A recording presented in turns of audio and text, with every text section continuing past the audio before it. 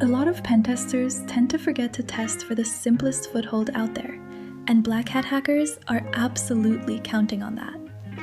Did you know that even in 2026, a huge number of real-world attacks don't require exploiting a single vulnerability? So how do attackers get in?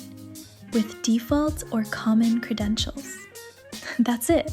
It's one of the easiest ways to gain an initial foothold, and here's why. First, it's fast. 2 minutes to look up default credentials, 1 minute to try them. With common credentials, it's even faster because every attacker already has a list of well-known username and password combinations ready to go.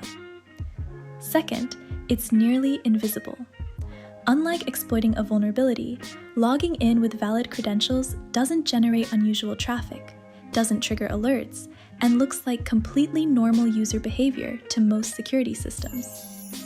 So if you're doing a pen test, this is the first thing you check, because every attacker who touches that system after you will check it in the first 5 minutes, guaranteed.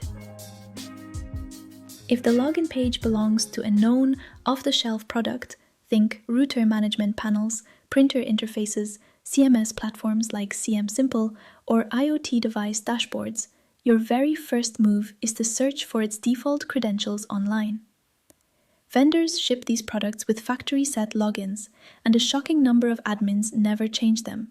Just Google the product name plus default credentials, and you'll often find exactly what you need. It takes 30 seconds and sometimes just works. Always start here before doing anything else. If that didn't work out, let's move on to something a little more manual. The next step is trying common weak credential combinations, things like admin, admin password, user password, and so on. But before you start firing requests, you absolutely need to understand what brute force protection is in place, because getting an account locked out might have consequences in general and for your test as well. The best way to test for common credentials is password spraying. Unlike brute force, where you hammer one account with hundreds of passwords, spraying flips the approach. You take 1 or 2 passwords and try them across different accounts. 1 or 2 attempts per account, then move on. That's exactly why it's so effective.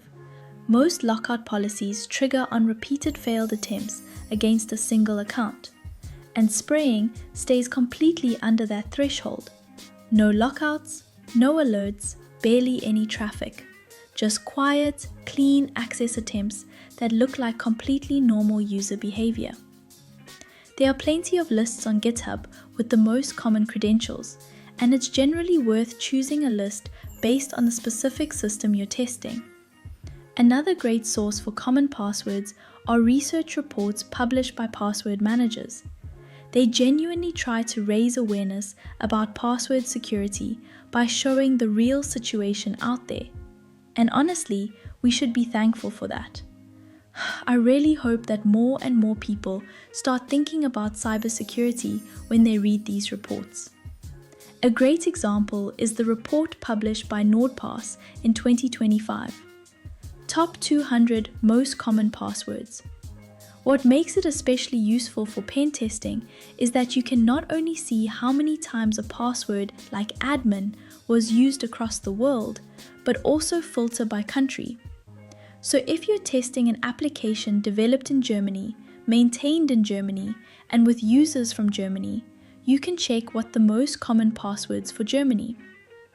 As a pen tester who is trying to protect systems and applications, you really need to read the latest security reports, because black hat hackers do that, and they are constantly looking for useful information everywhere. That's it for today. Thanks for watching. And before you go, please keep in mind that everything we covered today should only be used on applications you own or where you have explicit permission to test. Stay legal, stay ethical, and use strong passwords.